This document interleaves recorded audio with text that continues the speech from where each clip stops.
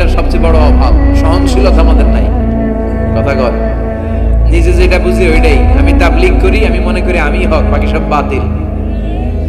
এই সমস্যাগুলো বাগেরহাটে আছে না নাই?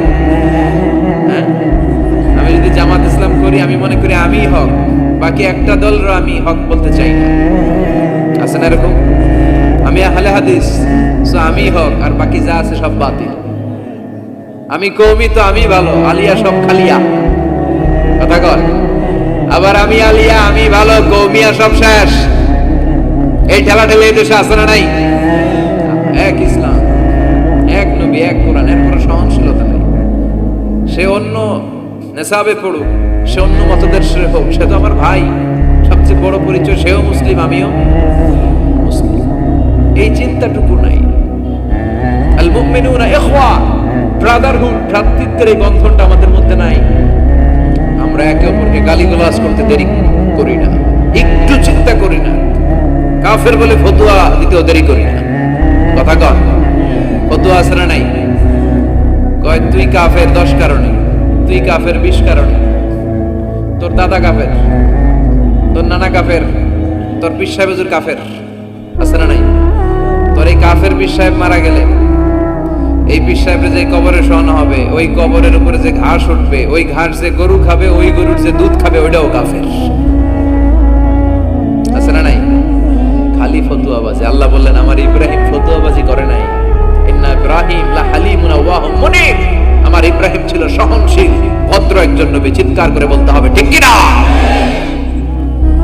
আবার আল্লাহ বললেন আমার ইব্রাহিমকে আমি খলিল উপাধি দিয়েছি। ইত্তাখাযাল্লাহু ইব্রাহিমা খলিলা। আল্লাহ বললেন গোটা বিশ্বের মধ্যে থেকে কাউরে আমি খলিল বলে গ্রহণ করি নাই, একমাত্র ইব্রাহিমকে ছাড়া। ইব্রাহিম আলাইহিস সালামকে ছাড়া কাউরে আল্লাহ খলিল বানাইছে? খলিল মানে বন্ধু, খলিল মানে, সবাই বলেন খলিল মানে। সাইয়েদনা ইব্রাহিমকে বানাইছেন খলিল, আর বিশ্বনবীকে বানাইছেন হাবিব। বিশ্বনবীর কি বানাইছে?